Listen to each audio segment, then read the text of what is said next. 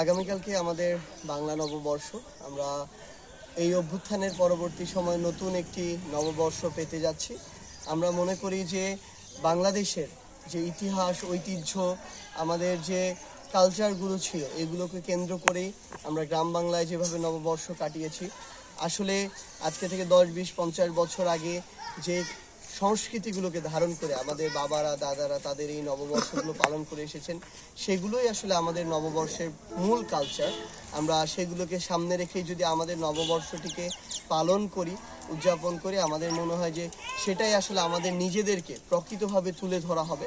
এবং আমরা প্রত্যাশা করব যে আমাদের যে সংস্কৃতি, এই সংস্কৃতির উপরে যেন বাহ্যিক কোনো দেশের বা কোনো নির্দিষ্ট এলাকার অপসংস্কৃতি যেন চাপিয়ে না দেওয়া হয়, এবং সেটা যেন আমাদের তার মাধ্যমে, ওই অপসংস্কৃতিগুলোর মাধ্যমে আমাদের যে মূল যে কালচার, যেটা আজকে থেকে 10-20-50 বছর আগে আমাদের দাদাদেরকে বা আমাদের বাবাদেরকে নানাদেরকে আমরা করতে দেখেছি গ্রাম পর্যায়ে গ্রামীণভাবে, সেগুলো যেন ঢেকে না যায় এই অপসংস্কৃতির জায়গায়।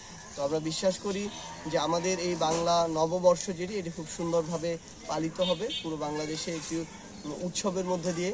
এবং আমরা বিশ্বাস করি যে সবাই তাদের জায়গা থেকে এই যে আমাদের যে সংস্কৃতিগুলোকে ধরে রাখার যে প্রয়াস, এই প্রয়াসটি আমাদের সবসময় থাকবে। আমরা জাতীয় নাগরিক পার্টির পক্ষ থেকে পুরো বাংলাদেশে যারা মানুষ রয়েছেন সবাইকে অগ্রিমভাবে আমাদের যে বাংলা নববর্ষের শুভেচ্ছা জানাই। খুব স্বাভাবিকভাবে বিগত 16 বছরের যে বাংলা নববর্ষগুলো ছিল, এই বাংলা নববর্ষে শুধু দলীয় প্রভাব নয়, বরং বিদেশি রাষ্ট্রেরও প্রভাব আমরা দেখেছি। তাদের মতো করে দলের যেমন ছিল, বিদেশি রাষ্ট্রের এজেন্সির ওই রকম করে কনসেপ্ট তৈরি করে এই নববর্ষগুলোর বিভিন্ন ধরনের সেগমেন্ট তৈরি করা হতো, বিভিন্ন ধরনের অপসংস্কৃতি চাপিয়ে দেওয়া হতো। বরং আমরা আমাদের জায়গা থেকে মনে করি যে এই যে একটি ফ্যাসিস্ট সরকারের পক্ষ থেকে বা একটি ক্ষমতার জায়গা থেকে কোনো কিছু চাপিয়ে দেয়া, এটি কখনোই সাস্টেইনেবল নয়, এবং এটি কখনো আমরা প্রত্যাশাও করি না। আমরা মনে করি যে অন্তর্বর্তীকালীন সরকার অভ্যুত্থান পরবর্তী সময়ে ততটুকু স্পেস বাংলাদেশের মানুষকে অলরেডি দিয়েছে যে আমরা আমাদের জায়গা থেকে যা ধারণ করি আমরা সেটাই প্রকাশ করি এবং করতে পারি।